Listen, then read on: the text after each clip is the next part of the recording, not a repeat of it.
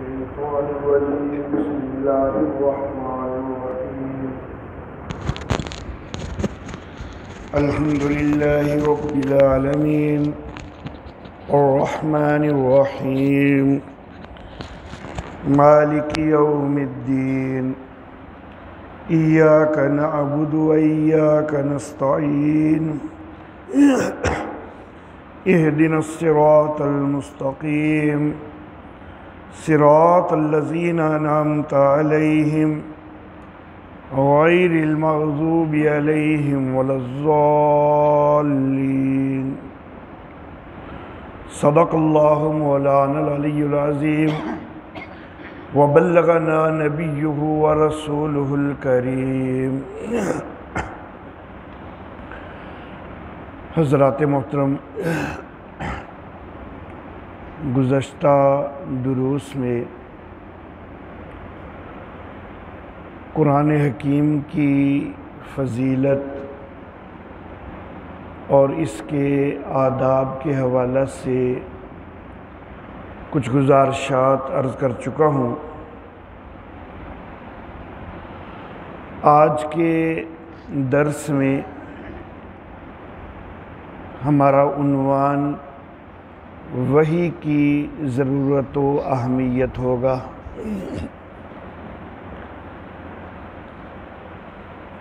قرآن حکیم اللہ رب العزت کی طرف سے وحی کے ذریعے نازل ہوا، تو اس وحی کی ضرورت و اہمیت کے حوالے سے آج چند باتیں انشاءاللہ ہوں گی۔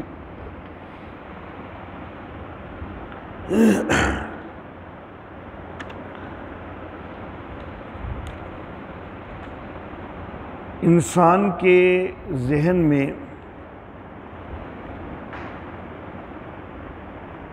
بہت سے سوالات ابھرتے ہیں۔ مثلاً کائنات کیا ہے، اس کی حقیقت اور ماہیت کیا ہے، یہ کس طرح وجود میں آئی، اس کا خالق کون ہے، بنانے والا کون ہے، اس کی تخلیق کا مقصد کیا ہے، مخلوقات کی کیا حیثیت ہے، ان کی تخلیق کا مقصد کیا ہے، انسان کی اپنی کیا حیثیت ہے، اس کی تخلیق کا مقصد کیا ہے، دنیا کے اندر اس کا کردار کیا ہونا چاہیے، دیگر مخلوقات کو اس طرح کا باشعور نہیں بنایا گیا، انسان کو شعور دیا گیا، تو یہ فرق کیوں ہے، زندگی کیا ہے، موت کیا ہے، مرنے کے بعد کیا ہوگا، تو اس طرح کے بے شمار سوالات ہیں جو انسان کے ذہن میں ابھرتے ہیں۔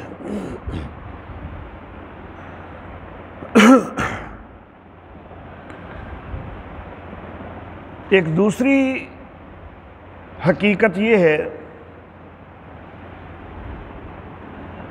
کہ جس وقت ہم غور کرتے ہیں کائنات پر، تو کائنات کا وجود ایک بدیہی حقیقت ہے، پھر اس کے اندر مخلوقات کا وجود ایک بدیہی حقیقت ہے، خود انسان کا اپنا وجود، پھر زندگی اور موت، یہ سارے وہ حقائق ہیں کہ جن کا انکار ممکن نہیں۔ تو جس وقت انسان ان حقائق پہ غور کرتا ہے تو اس کے دل سے دو آوازیں اٹھتی ہیں۔ ایک آواز یہ اٹھتی ہے کہ یہ سارا جو کارخانہ قدرت بنا ہوا ہے تو یہ خود بخود تو نہیں بن سکتا، اتنا ربط و ترتیب کے ساتھ اتنے نظم و ضبط کے ساتھ اتنا بڑا کارخانہ قدرت خود نہیں بن سکتا، یقیناً اس کا کوئی بنانے والا ہے۔ اور دوسری آواز دل سے یہ اٹھتی ہے کہ اس بنانے والے نے یہ سارا کچھ بے مقصد تو نہیں بنا دیا، یقیناً کچھ نہ کچھ تو مقصد ہوگا۔ اس کو یوں کہہ لیں کہ ربنا ما خلقت ھذا باطلا، یہ دل جو ہے گواہی دینے پر مجبور ہوتا ہے کہ اے ہمارے رب تو نے یہ سارا کچھ باطل تو پیدا نہیں کر دیا، کوئی نہ کوئی مقصد تو ہے۔ اب ظاہر بات ہے کہ جس وقت ایک خالق ہے اور اس نے یہ ساری تخلیقات کسی مقصد کے تحت کی ہیں، اور یقیناً ایسا ہے، اور انسان کو بھی کسی مقصد کے تحت بنایا ہے، تو پھر انسان کو پتہ بھی تو چلنا چاہیے کہ وہ مقصد کیا ہے، خالق انسان سے کیا چاہتا ہے، اور انسان کو وہ کیا کردار ادا کرنا چاہیے کہ جس سے اس کا خالق راضی ہو جائے۔ تو یہ ایک ضروری چیز ہے، یہ ناگزیر ہے ہمارے لیے کہ اس کے اوپر غور کیا جائے۔ لیکن یہ سارا کچھ ہمیں علم کیسے ہوگا کہ ہماری تخلیق کا مقصد کیا ہے، ہمیں کیا کردار ادا کرنا چاہیے معاشرے میں، ہمارے کس کردار سے ہمارا خالق راضی ہوگا؟ تو اس کے لیے اگر ہم اپنی ذات کے اندر دیکھیں کہ ہمارے اپنے وجود کے اندر وہ کون سی چیزیں ہیں کہ جو ذرائع علم ہیں، جن کے ساتھ کچھ نہ کچھ ہم سمجھ سکتے ہیں، کچھ نہ کچھ ہم جان سکتے ہیں، وہ کون سی چیزیں ہیں؟ تو کئی چیزیں انسان کی اپنی ذات کے اندر انسان کو نظر آتی ہیں کہ جن کو ذرائع علم کی حیثیت حاصل ہے۔ سب سے پہلی چیز اس حوالہ سے میں ذکر کرنا چاہوں گا میلان طبع۔ طبیعت کسی چیز کی طرف مائل ہو جاتی ہے، یہ بھی ایک علم کا ذریعہ ہے۔ طبی میلان طبع، بظاہر میلان طبع کا جو لفظ ہے کہ بھئی طبیعت کسی چیز کی طرف مائل ہو جاتی ہے، تو بظاہر لگتا ہے کہ یہ تو کوئی علم کا ذریعہ نہیں ہے، لیکن میں یہ عرض کرنا چاہوں گا کہ یہ علم کا ذریعہ ہے، اور اس کا ثبوت جو ہے کہ واقعی میلان طبع بھی ایک علم کا ذریعہ ہے۔ اس کا ثبوت اگر دیکھنا ہو نا تو ہم ذرا خود سے ہٹ کے جانوروں، درندوں، پرندوں وغیرہ کی زندگی پہ تھوڑا غور کریں نا تو پھر پتہ چلتا ہے کہ واقعی یہ ذریعہ علم ہے۔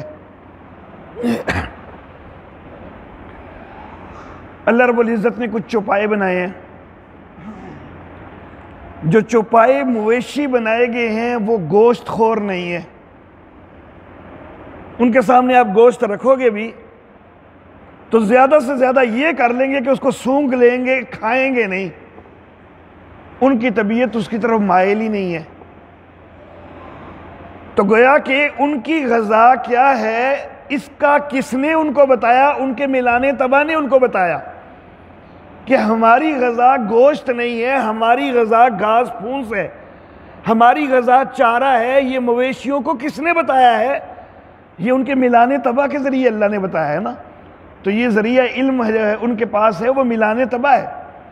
دوسری طرف ایک درندہ ہے، اس کی فطرت اس انداز کی بنائی گئی ہے کہ وہ گھاس پھوس وغیرہ یہ اس کی غذا نہیں ہے، اور وہ اس کی طرف مائل نہیں ہوگا، اس کی طبیعت اس کی طرف مائل نہیں ہوگی۔ وہ چیر پھاڑ کرے گا چھوٹے پرندوں، درشے اور جانوروں وغیرہ کو، اور ان کا گوشت کھائے گا۔ تو گویا کہ حیوانات کو اپنی غذا جو معلوم ہوئی صرف میلان طبع کے ذریعے ہی معلوم ہوئی، اللہ نے یہ انتظام کیا ان کے لیے۔ تو پھر یہ علم کا ذریعہ تو ہے نا۔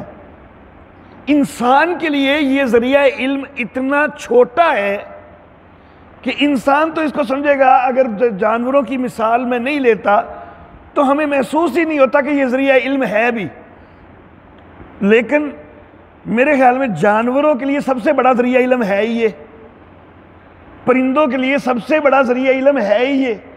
انہوں نے جو کچھ کرنا ہے صرف اپنے فطری میلان کے ساتھ ہی کرنا ہے، میلان طبع کے ساتھ ہی کرنا ہے۔ تو انسان کے لیے یہ تقریباً کچھ بھی نہیں ہے، لیکن جانوروں، درندوں، پرندوں وغیرہ کے لیے یہی سب کچھ ہے، ان کے لیے یہ سب سے بڑا ذریعہ علم ہے۔ اور اس کو جانوروں وغیرہ کے حوالہ سے ہم کہہ سکتے ہیں کہ یہ استعداد فطری ہے، ایک فطری استعداد ان کو مہیا ہوئی ہے۔ میلان طبع کو ہم ان کے لیے کہہ سکتے ہیں کہ یہ ایک فطری استعداد ہے، لیکن انسان کے لیے اس کو استعداد کہنے کے بجائے صرف فکری رجحان کہا جا سکتا ہے، استعداد نہیں ہے کوئی خاص چیز۔ تو بہرحال میلان طبع جو ہے یہ ایک علم کا ذریعہ ہے، لیکن اس کو ہر بندہ محسوس کرتا ہے کہ انسان کے لیے یہ علم کا ذریعہ بڑا محدود سا ہے، اور محدود ہونے کے علاوہ یہ ہمیشہ درست کی طرف رہنمائی نہیں کرتا، کئی دفعہ غلطی کی طرف چلا جاتا ہے۔ بلکہ اگر میں یہ کہوں کہ یہ زیادہ تر انسانوں میں غلطی کی طرف ہی جاتا ہے تو یہ بھی غلط نہیں ہوگا۔ جانوروں کی تو رہنمائی کرتا ہے تو زیادہ تر درست کی رہنمائی کرتا ہے، ان کا میلان طبع، لیکن انسان کی جو رہنمائی کرتا ہے تو زیادہ تر غلط کی طرف لے جاتا ہے انسان کو۔ اللہ اللہ، ہمارے معاشرے میں دیکھ لیجئے، ہمارے معاشرے کا اکثر رجحان گناہوں کی طرف نہیں ہوتا کیا؟ طبیعت ان کی گناہوں کی طرف لوگوں کی مائل ہے نا زیادہ۔ گناہ کوئی اچھی چیز ہے؟ اچھی چیز تو نہیں ہے، لیکن طبیعت کا میلان ادھر زیادہ ہو رہا ہے، تو گویا کہ غلط کی طرف میلان زیادہ ہو رہا ہے، درست کی طرف میلان زیادہ نہیں ہو رہا۔ گانے بجانے کی طرف میلان ہو رہا ہے، ساز و رباب کی طرف میلان ہو رہا ہے، تو یہ غلط کی طرف میلان زیادہ ہوتا ہے، درست کی طرف میلان کم ہوتا ہے۔ تو یہ ذریعہ علم تو ہے، لیکن ہے بھی بڑا محدود، اور زیادہ تر انسان کو تو غلط کی طرف ہی لے کے جاتا ہے۔ جانوروں کو یہ درست رہنمائی کرتا ہے، ان کی جو ضروریات ہیں وہ ان کو بتلاتا ہے۔ ایک جانور بیمار ہوتا ہے نا، تو اگر آپ جانوروں کی فطرت کے اوپر تھوڑا سا غور کریں تو بیمار جس وقت ہوتے ہیں نا جانور، تو کچھ مخصوص بوٹیوں کی طرف وہ جاتے ہیں، پھر وہ کھاتے ہیں بوٹیاں، ان کا میلان طبع اس طرف ہو جاتا ہے، ان کو پتہ چلتا ہے کہ اس کے اندر جو ہے وہ ہماری صحت کا راز ہے۔ اللہ اللہ۔ تو بہرحال میلان طبع ایک علم کا ذریعہ ہے، لیکن بڑا محدود ہے، اور کئی دفعہ یہ بلکہ اکثر ہی انسان کی رہنمائی یہ غلط کی طرف کرتا ہے۔ اب یہ جو ذریعہ علم ہے، شروع میں نے جن سوالات کا ذکر کیا، کیا یہ میلان طبع جو ہے ان سوالات کا جواب دے سکتا ہے؟ نہیں دے سکتا۔ اب آگے چلتے ہیں۔ ہمارے پاس میلان طبع کے بعد اس سے اگلا جو ذریعہ علم ہے وہ ہے ماحول کی تاثیر۔ انسان اپنے ارد گرد کے ماحول سے بڑا کچھ سیکھتا ہے، بڑے تجربات ہوتے ہیں، بڑے مشاہدات ہوتے ہیں، ان سے بہت کچھ معلوم ہوتا ہے۔ لیکن یہ جو ماحول کی تاثیر ہے نا، تو ماحول کس نے بنایا؟ انسانوں نے ہی تو بنایا ہے۔ معاشرت کس سے بنی ہے؟ ہمارے اپنے سے ہی تو بنی ہے۔ ہمارا سارا ماحول کس کا محتاج ہے؟ خود ہمارے اپنے رویوں کا محتاج ہے۔ ہمارے رویوں سے ہی ہمارا ماحول تشکیل پایا ہے۔ تو گویا کہ جو ایک انفرادی میلان طبع تھا، تو یہ ماحول کی تاثیر یہ ایک اجتماعی میلان طبع ہے۔ ہے یہ بھی میلان طبعی کہ معاشرہ کدھر جا رہا ہے، اس کا کیا اثر ہو رہا ہے میرے اوپر، تو یہ بھی زیادہ تر غلط کی طرف ہی پہنچائے گا۔ معاشرہ جب غلط کی طرف جا رہا ہے تو پھر معاشرے سے متاثر ہو کر بھی غلط کی طرف ہی جانا ہے۔ تو یہ علم کا ذریعہ انفرادی میلان طبع سے تو بڑا ہے، لیکن ہے یہ بھی محدود۔ اگرچہ کئی تجربات اچھے بھی سکھا دیتا ہے، کئی چیزیں اچھی بھی سکھا دیتا ہے، ٹھوکریں کھا کھا کے بندہ بڑے اچھے سبق بھی حاصل کر لیتا ہے، یہ بھی ہوتا ہے، یہ ماحول کی تاثیر ہے، لیکن مجموعی طور پر جب معاشرے کے اندر خرابی کا عنصر زیادہ ہے تو پھر معاشرہ جو ہے اس کی تاثیر بھی خرابی کی طرف ہی زیادہ لے کے جائے گی۔ تو یہ ذریعہ علم بھی محدود بھی ہے اور ان سوالات کے جوابات دینے سے بھی قاصر ہے۔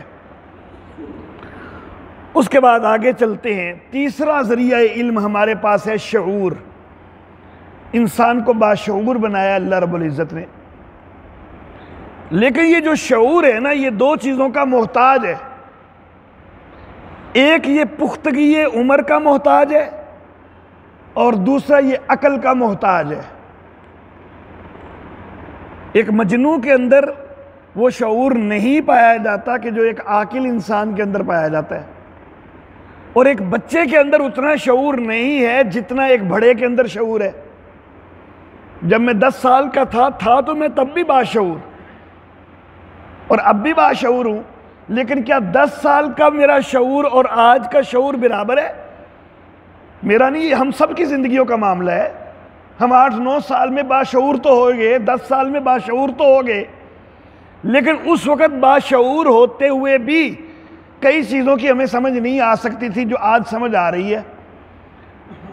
تو شعور ہونے کے باوجود ہمارا شعور اس وقت محدود تھا، اب ہمارے شعور میں کچھ نہ کچھ وسعت تو آ گئی، لیکن یہ شعور کی وسعت ہونے کے باوجود یہ شعور پھر بھی محدود ہی ہے۔ یہ عقل کل نہیں ہے، یہ سب کچھ نہیں بتا دیتا۔ اس شعور کے ساتھ ہم ان مسائل کا جواب نہیں لے سکتے، ان سوالات کا جواب نہیں لے سکتے۔ اور دوسرا یہ عقل کا بھی محتاج ہے، عقل ہوگی تو شعور ہوگا، اور عقل کے متعلق میں انشاءاللہ سب سے آخر پر بات کروں گا، کیونکہ انسان کے پاس جو عقل والا ذریعہ علم ہے نا، وہ ایسا ذریعہ علم ہے کہ جس کے اوپر انسان کو بڑا فخر بھی ہے، اور وہ سب سے بڑا ذریعہ علم سمجھا جاتا ہے۔ جو ہمیں طبعی ذرائع علم دیے گئے ہیں ان کے اندر سب سے بڑا جو ہے وہ عقل ہے، اس لیے میں اس کا ذرا آخر پہ ذکر کروں گا۔ اور اگر میں آخر پہ ذکر کرتے ہوئے ثابت کر دوں کہ وہ بھی ناقص ہے، اگر عقل بھی ناقص ثابت ہو جائے، اگر عقل بھی غلطی کی طرف لے جانے والی ثابت ہو جائے، اگر عقل بھی محدود ثابت ہو جائے، تو پھر جو عقل کا محتاج ہے شعور، وہ تو اور پھر محدود ہوگا۔ تو اس کا ثبوت آخر پہ آ جائے گا۔ اس کے بعد آگے چلتے ہیں، ہمارا اگلا ذریعہ علم ہے ہمارا ضمیر۔ یہ ضمیر جو ہے نا، یہ غلط کی طرف رہنمائی نہیں کرتا، یہ اتنا اچھا ذریعہ علم ہے کہ یہ غلط کی طرف نہیں لے جاتا، بلکہ غلط سے کھینچ کھینچ کے ہٹاتا ہے، دوسری طرف لے جاتا ہے، لیکن ہے یہ بڑا محدود۔ غلط پہ تو جھنجھوڑتا ہے کہ یہ غلط ہے، یہ نہ کرو، لیکن درست کرنا کیسے ہے اس کا نہیں بتاتا۔ درست کے لیے کیا طریقے ہیں، میں نے نیکی کرنی ہے تو نیکی کس کا نام ہے وہ نہیں بتاتا، غلط کرتے ہوئے جھنجھوڑتا ہے کہ بھائی یہ نہ کر تو۔ اتنا یہ محدود ہے کہ یہ صرف ایک طرف کا رخ ہے اس کا، دوسری طرف کا اس کا رخ ہی کوئی نہیں ہے۔ تو یہ ذریعہ علم بھی محدود ہے، یہ بھی ان سوالات کا جواب دینے سے قاصر ہے کہ جو انسان کے ذہن میں ابھرتے ہیں۔ اس کے بعد اگلا ہمارا ذریعہ علم وہ ہے ہماری قوت قلب، کہ دل سے بات اٹھتی ہے بعض اوقات۔ علامہ ڈاکٹر محمد اقبال وہ اس کو شاعرانہ واردات کا نام دیتے ہیں، قوت قلب کا انہوں نے نام رکھا شاعرانہ واردات، کہ دل سے اچانک کوئی بات اٹھتی ہے، لیکن یہ تو ہمارے اختیار میں ہی نہیں ہے، یہ تو اچانک کبھی دل سے اٹھے گی، اور کیا اٹھے گی ہمیں کوئی پتہ نہیں ہے، کتنا کچھ بتائے گی ہمیں کوئی پتہ نہیں ہے، تو یہ ہمارے اختیار میں ہے ہی نہیں۔ ہم خود اپنے دل سے نہیں اٹھا سکتے ہیں، اور پھر دل سے جو اٹھتی بھی ہے نا، اس سے جو ہماری اپنی ذاتی کیفیت بھی پیدا ہوتی ہے نا، ہم اس کو ڈیفائن نہیں کر سکتے ہیں پوری طرح۔ جو میرے دل سے اگر ایک چیز اٹھی ہے، میں اپنے لفظوں میں اس کا اظہار کر کے اس کو دوسروں تک پہنچانا چاہوں، تو جو خود میری اپنی ذاتی کیفیت شاعرانہ واردات سے ہوئی ہے، وہ والی کیفیت میں پوری طرح کسی اور کی نہیں کر سکتا۔ میں اپنا یہ میسج پوری طرح کنوے نہیں کر سکتا، میں نہیں بتا سکتا کہ شاعرانہ واردات سے مجھے کیا حاصل ہوا ہے، میرے اندر کی کیفیت کیا بنی ہے، یہ نہیں بتا سکتا۔ تو یہ بھی محدود ہو گیا کہ صرف اپنی ذاتی حد تک ہے، اور وہ بھی کسی وقت اچانک ہو جائے گا، کچھ نہ کچھ دل میں اچانک پیدا ہو جائے گا۔ ضروری نہیں کہ جس نقطے پہ میں غور کرنا چاہ رہا ہوں وہی نقطہ دل میں پیدا ہو، یہ تو ایک اتفاقی بات ہے، کسی وقت کچھ پیدا ہو جائے گی۔ اور علامہ اقبال کہتے ہیں یہ ہوتی بھی تمثیلی ہے اور مبہم ہے۔ تو تمثیلی ہے، مبہم ہے، تو ظاہر بات ہے کہ یہ سب کچھ نہیں ہے۔ اس سے ان سوالات کا جواب حاصل نہیں ہوتا کہ جو سوالات جو ہے ہم نے ابتدا میں کیے۔ ہمارا اگلا ذریعہ علم ہے ہمارا وجدان۔ انسان کے اندر کچھ مخفی قوتیں ایسی ہوتی ہیں کہ جو بڑے مراقبے کے ساتھ، ریاضت کے ساتھ، بڑا انسان کسی چیز کے اندر بڑی گہرائی کے اندر کھب جائے، کھو جائے، تو کچھ نہ کچھ اندر سے ادراک پیدا ہوتا ہے، اس کو وجدان کہتے ہیں۔ لیکن یہ وجدان جو ہے، یہ بعض اوقات کئی سال کے مراقبوں کے بعد کسی چیز کے متعلق حاصل ہوا بھی تو پھر بھی ڈاؤٹ فل ہے۔ ہو سکتا ہے کہ وہ وجدان کا نتیجہ نہ ہو بلکہ شیطان کی طرف سے ڈالا ہوا کوئی وہم ہو، جس کو ہم اپنے وجدان کا نتیجہ سمجھے ہیں، جس کو ہم اپنے مراقبے کا، اپنی ریاضت کا نتیجہ سمجھے ہیں، ہو سکتا ہے وہ شیطانی القاء ہو، وہ کوئی واہمہ ہو، اور ہم اسی کو حقیقت سمجھ بیٹھے ہوں۔ تو یہ ذریعہ علم جو ہے یہ بھی یقینی نہیں ہے، قطعی نہیں ہے، درست کی طرف رہنمائی نہیں کرتا ہے پوری طرح۔ اس کے بعد ایک اور بہت بڑا ذریعہ علم ہے ہمارے پاس، اور وہ ہے ہمارے حواس خمسہ، ہماری دیکھنے کی حس، ہماری سننے کی حس، ہماری سونگھنے کی حس، ہماری چھونے کی حس، اور ہماری چکھنے کی حس۔ یہ 5 حواس ہیں جن کو حواس خمسہ کہتے ہیں۔ اللہ اللہ، یہ جو حواس خمسہ ہیں یہ بہت بڑا ذریعہ علم ہے، اور انہی کے ذریعے سائنس جو ہے وہ آگے بڑھتی ہے، بڑا کچھ سکھاتی ہے انسان کو، لیکن ہے یہ بھی محدود بھی ہے، اور کئی دفعہ غلطی بھی کر جاتے ہیں، دھوکہ بھی کھا جاتے ہیں۔ محدود کیسے ہیں؟ حواس ہے نا، تو حواس کا تعلق محسوسات سے رہے گا، بس جو چیز مادی ہے اس سے تو اس کا تعلق ہوگا، جس کو محسوس کر سکتے ہیں اس کے ساتھ تو اس کا تعلق ہے، لیکن جو مابعد الطبیعیاتی مسائل ہیں ان کے ساتھ اس کا کوئی تعلق نہیں۔ اور ہمارے جو سوال تھے وہ تو مابعد الطبیعیاتی نظریے جو ہے وہ حیثیت رکھتے تھے، ان سوالات کا جواب تو یہ محسوسات والی چیزیں، محسوسات سے وہ ماورا ہے، تو یہ حواس اس کا جواب تو نہیں دے سکتے۔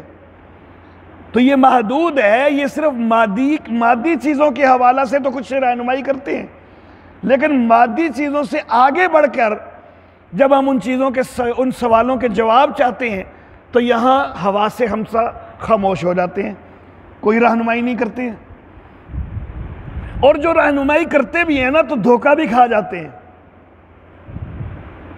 اللہ اللہ، ایک آدمی کہتے ہیں یار کوئی آواز آ رہی ہے، دوسرا کہتا ہے نہیں یار کوئی بھی نہیں آواز آ رہی۔ ایک ہی جگہ پر دونوں بیٹھے ہوئے ہیں، ایک ہی محفل میں بیٹھے ہوئے ہیں، ایک کہہ رہے آواز آ رہی ہے، دوسرا کہہ رہے آواز نہیں آ رہی یار۔ اب یا تو حقیقت یہ ہے کہ آواز ہے، تو جس کو آ رہی ہے اس کے حواس تو اس کو صحیح بتا رہے ہیں، لیکن جو نہیں محسوس کر رہا اس کے حواس اس کو کچھ نہیں بتا رہے، حالانکہ آواز ہے، حقیقت میں ہے، اور کئی دفعہ یوں ہوتا ہے کہ حقیقت میں ہوتی کوئی نہیں لیکن بندے کو محسوس ہو جاتی ہے، حقیقت میں کوئی آواز نہیں ہوتی لیکن ایک بندے کو لگ رہا ہوتا ہے کہ کوئی آواز آ رہی ہے۔ اب اس کے حواس اس کو غلط بتا رہے ہیں۔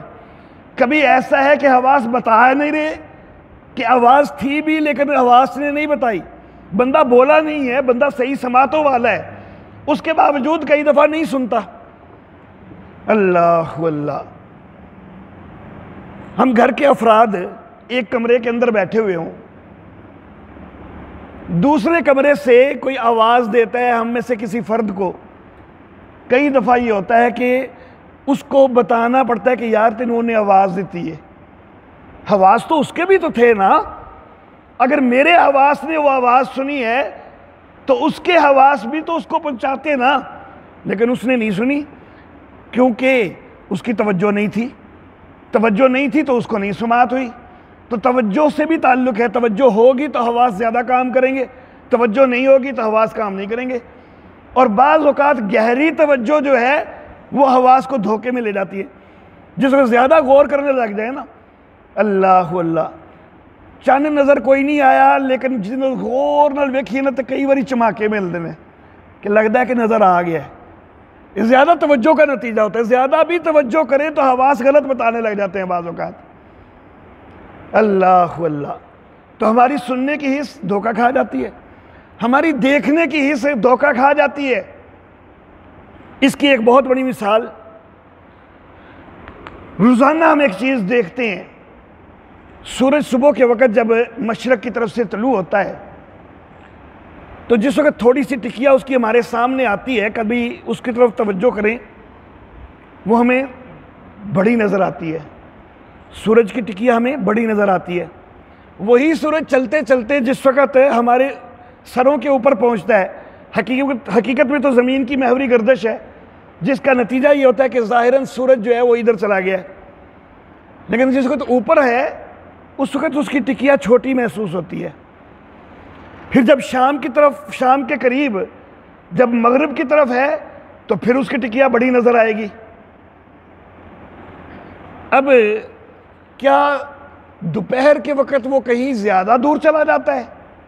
جی زیادہ دور ہونا تو چھوٹی نظر آتی ہے نا، تو کیا دوپہر کے وقت اس کا فاصلہ زمین سے زیادہ ہو جاتا ہے؟ نہیں زیادہ ہوتا، جتنا صبح فاصلہ تھا، جتنا شام کو فاصلہ تھا، اتنا ہی فاصلہ دوپہر کو ہوتا ہے۔ تو جب اتنا ہی فاصلہ ہے تو پھر جتنا صبح نظر آیا ہے، جتنا شام کو نظر آیا ہے، اتنا ہی دوپہر میں بھی نظر آنا چاہیے تھا، لیکن دوپہر میں ہمیں چھوٹا نظر آتا ہے۔ کیوں؟ وجہ کیا ہے؟ ہماری آنکھیں دھوکہ دے رہی ہیں ہمیں، حقیقت میں وہ ایک جتنا ہی رہتا ہے۔ اللہ اللہ، ہوتا یہ ہے کہ کوئی بھی چیز جس وقت جتنے زیادہ وسیع تناظر میں نظر آئے نا اتنی وہ چھوٹی نظر آتی ہے، اور جتنے محدود تناظر میں نظر آئے نا اتنی وہ چیز بڑی نظر آتی ہے۔ اللہ اللہ، آپ ایک ورق لے لیں، اس کے اوپر دو دائرے بنا لیں، ایک دائرہ ذرا تھوڑا بڑا بنائیں، دوسرا دائرہ تھوڑا چھوٹا بنائیں۔ یہ دو دائرے آپ نے بنا لیے ایک ورق پر۔ اب ان دونوں دائروں کے درمیان ایک بہت چھوٹا دائرہ بنا لیں، تقریباً آدھے انچ کا مثلا بنا لیں۔ اب وہ بالکل ایک جیسا بنانا ہے آپ نے دونوں پر۔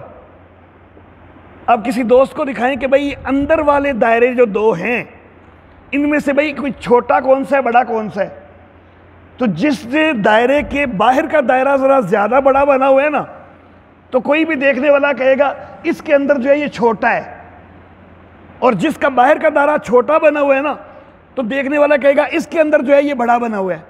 حالانکہ حقیقت میں وہ اندرونی دائرے دونوں ہی آدھے انچ قطر کے بنائے ہیں آپ نے، وہ دونوں ایک جتنے بنائے ہیں، لیکن ایک کا تناظر تھوڑا وسیع تھا اس میں وہ چھوٹا لگنے لگ گیا، دوسرے کا تناظر تھوڑا محدود تھا اس میں وہ بڑا لگنے لگ گیا۔ یہی چیز یہاں ہوتی ہے کہ سورج جس وقت ہم ادھر دیکھتے ہیں تو آسمان کا تناظر صرف اوپر اوپر کا ہے، نیچے کا نہیں ہے، نیچے افق آ گیا، نیچے کا تناظر نہیں ہے، تو تناظر ہو گیا محدود، جب تناظر محدود ہو گیا سورج بڑا نظر آ گیا. جس وقت دوپہر کو دیکھیں گے تو اس کے ہر طرف کا تناظر آسمان کا ہے. تناظر پھیل گیا تو سورج کی ٹکیا چھوٹی لگنے لگ گئی. شام کو پھر نیچے کا تناظر ختم ہوا, صرف اوپر کا آسمان کا تناظر ہے, اس میں بڑا لگنے لگ گیا.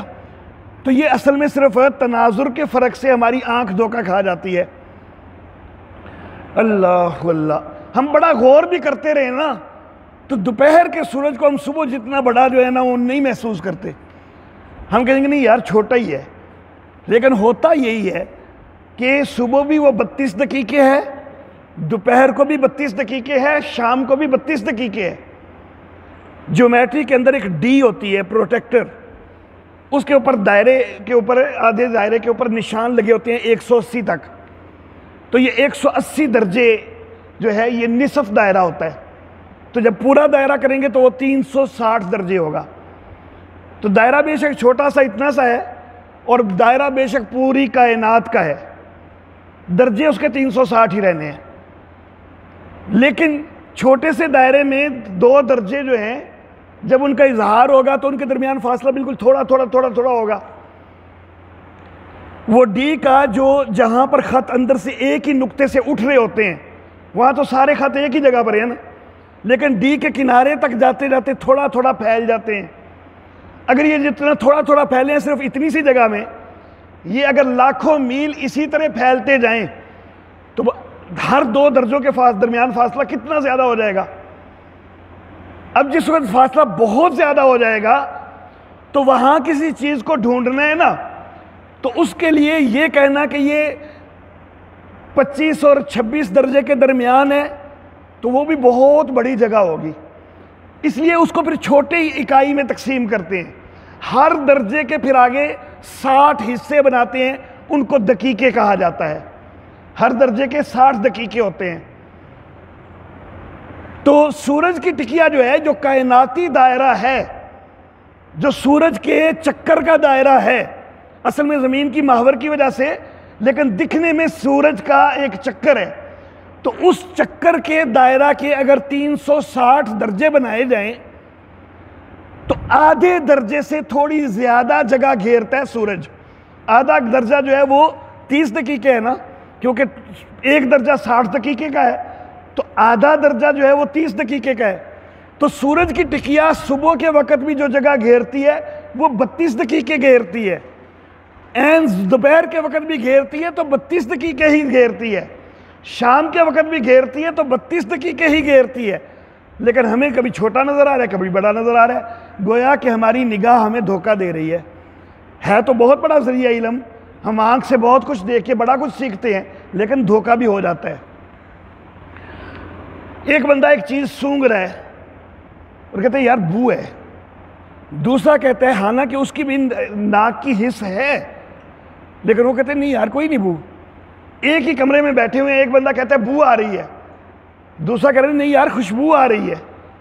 بالکل الٹ کہہ رہا ہے, ایک کو بو محسوس ہو رہی ہے, دوسرے کو خوشبو محسوس ہو رہی ہے. تو گویا ہماری سونگھنے کی حس بھی دھوکہ دے گئی. ایک بندہ کہہ رہا ہے یار میں چکھ کے دیکھے سالن کھٹا ہو گیا, خراب ہے. دوسرا وہی چکھتا ہے نہیں یار کہ تو خراب ہے, ٹھیک ٹھاک ہے.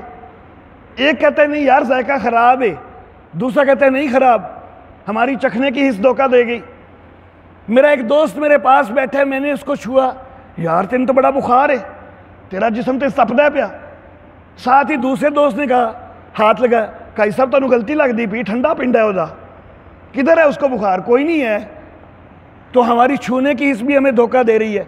تو حواس خمسہ ہمارے لیے بڑا علم کا ذریعہ ہے, لیکن یہ سارے کے سارے دھوکہ بھی دے جاتے ہیں, غلطی کی طرف بھی لے جاتے ہیں. تو گویا کہ یقینی نہ ہوئے, قطعی نہ ہوئے. اس کے بعد آ جاتے ہیں ہم اپنے آخری فطری ذریعہ عقل کی طرف. فطری ذریعہ علم جو ہے عقل, اس کی طرف ہم آ جاتے ہیں. ہماری عقل ہمارا بہت بڑا فطری ذریعہ علم ہے, اور اس کے اوپر انسان کو ناز بھی بڑا ہے, لیکن یہ بھی محدود ہے, اور یہ بھی غلطی کی طرف بھی لے جاتی ہے. عقل بھی غلطی کی طرف لے جاتی ہے, محدود ہے. 10 سال کی عمر کا جب میں تھا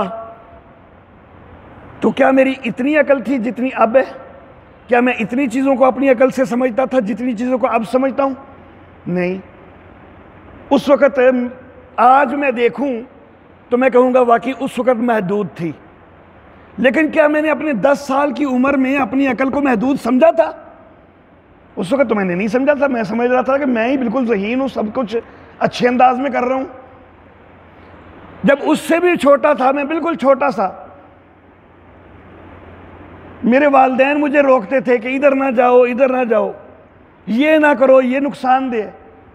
بالکل چھوٹا بچہ, تو وہ بچہ کبھی یہ سمجھ رہا ہوتا ہے دل میں کہ میں غلط کر رہا ہوں؟ وہ تو یہی سمجھ رہا ہے کہ میرے ماں پہ ہی غلط کہہ دینے پہ میں تو بالکل ٹھیک کرنا پیا.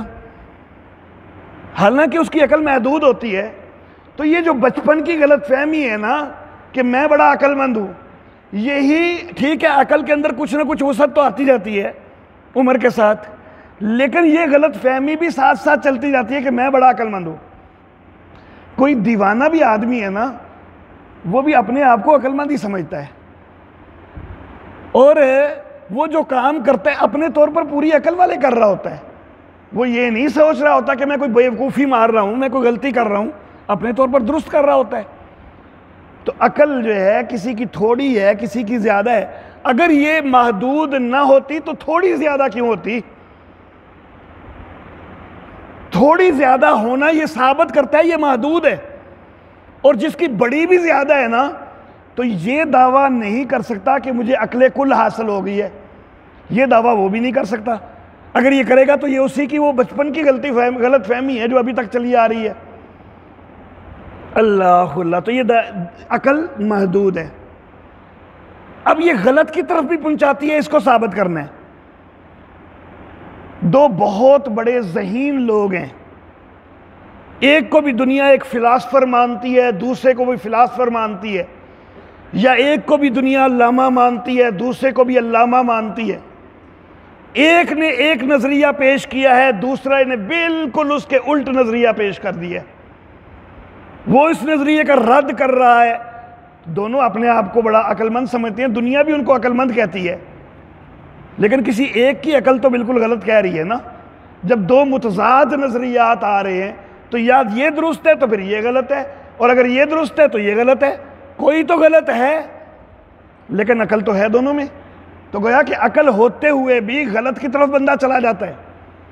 خود اپنے نظریات پر ہم غور کریں. بعض اوقات ایک ہماری سوچ ہوتی ہے کہ یہ چیز بڑی مناسب ہے, لیکن بعد میں کچھ عرصہ بعد ہم محسوس کرتے ہیں کہ جو ہم نے اس وقت مناسب سمجھا تھا حقیقتاً وہ مناسب نہیں تھا. اللہ اللہ. والدین جب بچیوں کے رشتے کرتے ہیں بڑے سوچ سمجھ کے کرتے ہیں نا, اپنے طور پر پوری عقل استعمال کرتے ہیں نا, لیکن کئی دفعہ نتائج بڑے غلط ہو جاتے ہیں. والدین جان بوجھ کے تو بیٹیوں کو نہیں دھونک دیتے ظلم و ستم کی چکی میں. وہ بعد کے نتائج سامنے آتے ہیں تو پتہ چلتا ہے کہ غلطی ہو گئی ہے. کیا تو اپنے طور پر بڑا سوچ سمجھ کے تھا, بڑی عقل لڑائی تھی, لیکن ہو غلط گیا ہے. تو بعد کے حالات بتا دیتے ہیں کہ کئی فیصلے ہمارے غلط تھے. تو انسان کی عقل کئی دفعہ غلطی کی طرف چلی جاتی ہے. اللہ اللہ. تو میرے محترم احباب, یہ جتنے فطری ذرائع علم ہیں ہمارے وجود کے اندر, یہ سارے ہی محدود ہیں اور غلطی کا امکان ان میں سے ہر ایک میں ہے. اب ایک آخری بات کر کے بات کو ختم کرنا ہے. وہ جو شروع میں ہم نے سوال کیے تھے, یہ سارے ذرائع علم ملا کر بھی ان سوالوں کا جواب نہیں دیتے. اس کی مثال میں دیتا ہوں. سب سے زیادہ اہمیت کس چیز کی ہے کہ جب ہم خالق کے تصور تک پہنچے تو اس خالق نے کس مقصد کے تحت بنایا ہے, اور ہمارا کردار کیا ہونا چاہیے, خالق ہمیں کیا حکم دینا چاہتا ہے, ہم سے خالق کیا چاہتا ہے, ہمارا کردار معاشرے میں کیا ہونا چاہیے. یہ ہمیں جب تک خالق خود نہ بتائے, یہ سارے ذرائع علم ملا کر بھی ہم نہیں پہنچ سکتے. ہمارے والد صاحب ہیں نا, ہمارے سامنے کھڑے ہیں اور ہمیں کوئی حکم دینے لگے ہیں, ابھی انہوں نے بولا نہیں ہے. یہ جتنے ذرائع علم میں نے گنوائے ہیں, یہ سارے ذرائع علم کام میں لا کر کیا کوئی بندہ یقینی طور پر کہہ سکتا ہے کہ اس کے ابو جی اس وقت اس کو کیا کہنے لگے ہیں، کیا حکم دینے لگے ہیں؟ ابو جی سامنے کھڑے موجود ہیں اور ان کی طبیعت سے بندہ آشنا ہے، ان کے ساتھ سارا بچپن سے لے کر اب تک کا دور گزرا ہے، پھر بھی اپنے ابو جی جو حکم دینے لگے ہیں ابھی انہوں نے دیا نہیں، تو میں یقینی طور پر ان سارے ذرائع کو کام میں لا کر اس حکم کو نہیں معلوم کر سکتا کہ وہ کیا حکم دینے لگے ہیں۔ تو جو میرا باپ جس کے ساتھ میں نے ساری زندگی گزاری ہے اور جو مجھے نظر بھی آ رہا ہے اور جس ماحول میں وہ حکم دینے لگا ہے، جس کیفیت میں وہ حکم دینے لگا ہے، وہ سارا کچھ میرے سامنے ہے، اس کے باوجود میں کچھ اندازہ تو کر سکتا ہوں کہ اس وقت ابو یہ کہنے لگے ہیں، لیکن وہ یقینی نہیں ہو سکتا ہے ابو کچھ اور کہہ دیں۔ تو میرا رب تو مجھے نظر بھی نہیں آتا ہے، میرا خالق مجھے نظر نہیں آتا ہے، جب میرا باپ جو مجھے نظر آ رہا ہے میں اس کے حکم تک رسائی نہیں حاصل کر سکتا ان سارے ذرائع علم کو کام میں لا کر، تو اپنے رب کے حکموں تک رسائی کیسے حاصل کر سکوں گا؟ تو پھر اس کے لیے ایک ہی چیز بچتی ہے کہ میرا رب خود بتلائے۔ تو میرا رب خود بتلائے گا، اور رب نے یہ انتظام کیا ہے۔ ظاہر ہے کہ جب رب نے ساری کائنات بنائی ہے اور ایک مقصد کے تحت بنائی ہے تو پھر اس نے انتظام کیا ہے، اس نے وحی کا سلسلہ قائم کر کے خود بتلایا ہے، انبیاء کرام کو علیہم السلام کو، رسولوں کو بتلایا ہے، اور رسولوں کے ذریعے ساری انسانیت تک پیغام پہنچایا ہے۔ تو یہ اگر یہ وحی والا ذریعہ علم نہ ہو تو انسان ٹامک ٹوئیاں مارتا رہے، تو انسان کے لیے وہی انتہائی اہم ہے۔ انسان کو اپنی زندگی کا کردار اگر معلوم ہونا ہے تو وہ وحی کے ذریعے ہی معلوم ہونا ہے، اور ہمارے لیے وہی جو ہے وہ یہ کتاب حکیم ہے یا اس کی شرح حدیث مبارکہ ہے، اور اس کے اوپر ہی ہمیں توجہ کرنی ہوگی، تو تب ہم درست تک پہنچیں گے۔ ان سوالات کے جوابات یہ قرآن دیتا ہے، نبی اکرم صلی اللہ علیہ وسلم کے فرامین دیتے ہیں، وہ بتلاتے ہیں کائنات کی کیا حیثیت ہے، کائنات میں میرے وجود کی کیا حیثیت ہے، دیگر مخلوقات کی کیا حیثیت ہے، میرا کردار کیا ہونا چاہیے، یہ سارا کچھ یہ وہی ہمیں بتلاتی ہے۔ اس لیے وہی انتہائی اہم ہے، اس کے بغیر چارہ ہی نہیں ہے۔ تو آج وحی کی ضرورت و اہمیت کے حوالہ سے بات ہو گئی، کل انشاءاللہ وحی کے طرز اور وحی کی اقسام کے حوالہ سے بات ہوگی۔ وآخر دعوانا الحمدللہ رب العالمین۔